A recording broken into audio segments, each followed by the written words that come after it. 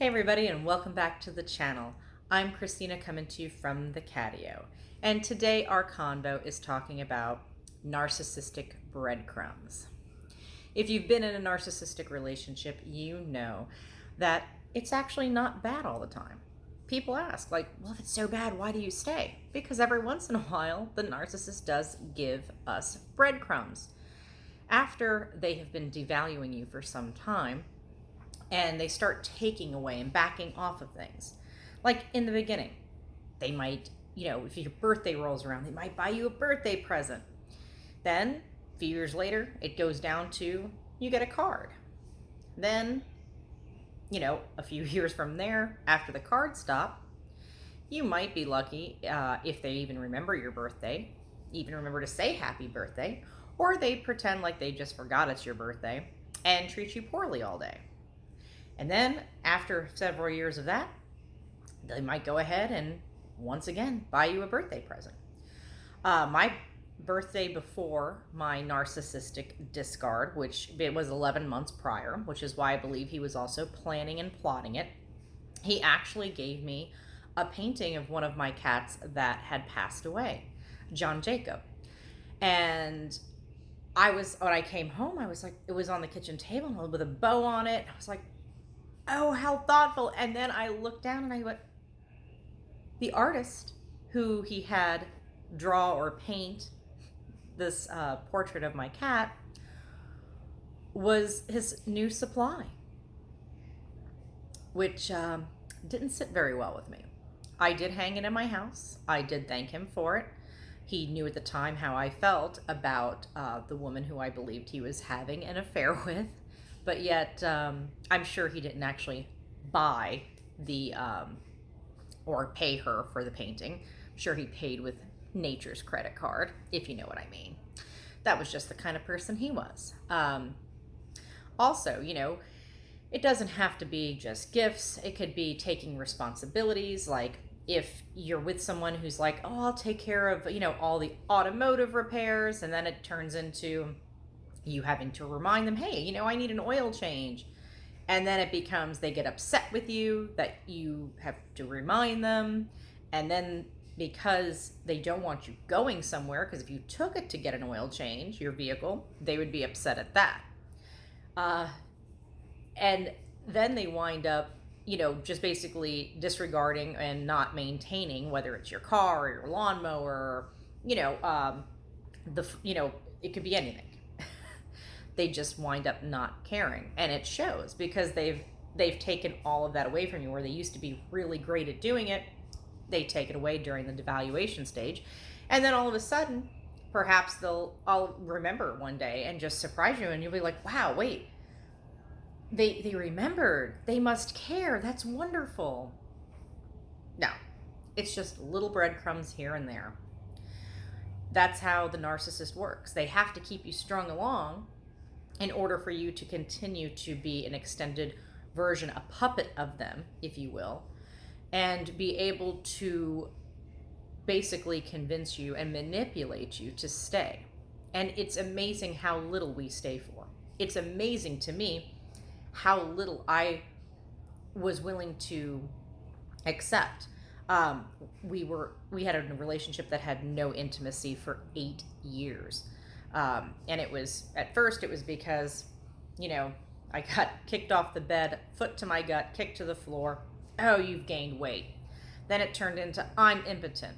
All the meantime, he's running around with a supply, the new supply, number of his supplies, and on dating websites, pretending to be under his middle name, living in a neighboring town. And while I'm at work, going out with all these women and showing them intimacy, but not me. But then when I would come home, every once in a while, he might actually knock me a little kiss on my cheek. And I remember feeling like, this is the greatest thing ever. I got a kiss tonight. I'm so happy. And I legitimately felt that way. Yet I can't even bear to look in the mirror at myself and not see the monster that he claims I was. The overweight, unattractive, aging monster. But the moment he gave me that little kiss, I felt fantastic. And yeah, it's sad that we stay for so little. We accept and we learn almost like that's our place. We only deserve those little breadcrumbs. We're like Hansel and Gretel in the woods, just dropping, the narcs dropping breadcrumbs, and we're just picking them up, and you know, uh, it's just truly sad. But and that's probably a bad analogy, because I think Hansel and Gretel, don't they wind up getting like thrown in an oven and eaten by a witch? It's kind of like the narcissist. The narc's dropping the breadcrumbs, and they're also picking them up, so you have no way to follow yourself home or back to your self-worth. And then at the end, the empath or the unexpecting victim is now thrown in the oven, and yeah, kind of the same scenario. The narcissist just wants to burn and destroy you, so kind of suits. I guess those stories could kind of relate. But anyways, so that is actually why, though, when people ask, like, why do you stay with the narcissist? Why did you stay for 18 years? Well, because the breadcrumbs, the little things. You get so down on yourself that you don't have any other option. Well, you feel like you have no other option. You're too afraid to leave. And when they give you that little bit of attention, that little bit of love, you just eat it up. I know I did, because it meant so much to me. I only wanted to be with one person. Even though we weren't married, my goal in life was to not have, multiple marriages or long-term relationships. So I was willing to do anything to make my relationship work. And after a while, it just became, okay, this is the way it is. Even though I seen my friends and coworkers who have healthy relationships and how their spouses treat them, I didn't feel that I was worthy of that treatment. And I also felt like, okay, this is my choice. This is how we are, and this is our normal. So, I just learned to accept it. And the breadcrumbs were great, because it made me feel good for that moment in time, only to be devalued the next day, the day after, or even when the breadcrumbs become, case in point with, having the new supply make me a birthday gift. It's like even the breadcrumbs become hurtful and weaponized. So I remember about 3 weeks before my final discard began, I came home and he had these 2 little Halloween stuffed toys that he bought for me. And I was shocked, because he hasn't bought me anything really. That's not something he does. It's not like out of the blue. It's not a birthday. He could hardly remember birthdays or Christmas, that kind of stuff. So when I came home to see these 2 little cute Halloween stuffed toys, I was blown away. I actually slept with the stuffed toys that night. I was so excited because he thought of me. It made me feel so good and special. I didn't know that he was just, I don't know if he did it. I know he didn't feel guilty that he was running around on dating websites with, multiple supplies at the time, and I was not aware of that. I knew of one supply who had passed away, the one who painted the portrait of my cat.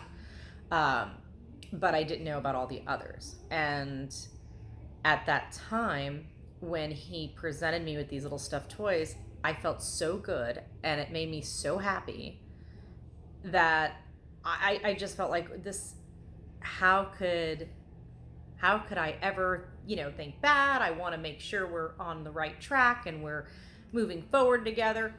Even though he's throwing me out left and right, even though he's dragging me by my hair when he would get upset, or choking me, even though he would do everything, go out of his way to belittle me.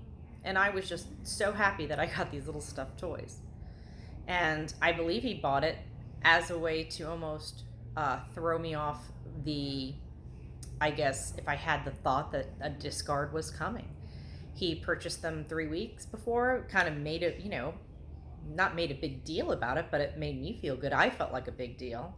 Hey, I actually, my man is able to, he bought me a little something, thought about me throughout the day. No. He just wanted to make sure that when the discard occurred that he was planning, it would even have more of an impact.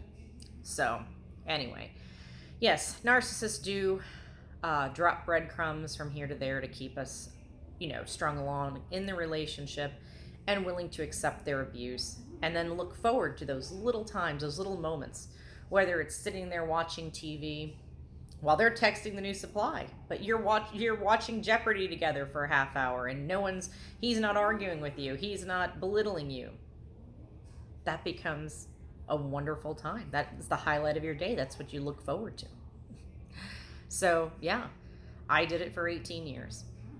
And if you start seeing that someone's devaluing you, and then all of a sudden out of the blue they're doing every once in a while a little nice thing here or there, just understand those are the breadcrumbs.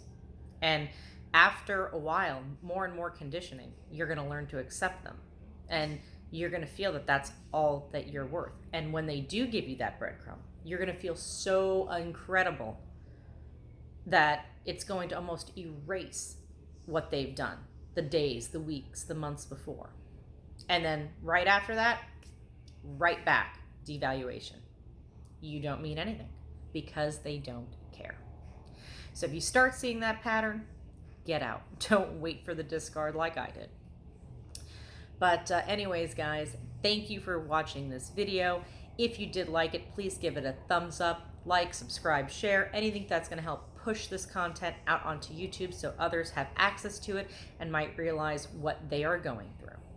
Also, please drop comments. I'd love to hear how your narcissist dropped breadcrumbs and what the breadcrumbs were or are if you're still in it, and I hope you're not. But anyways, until next time, you guys take care, and I will talk to you soon. Bye.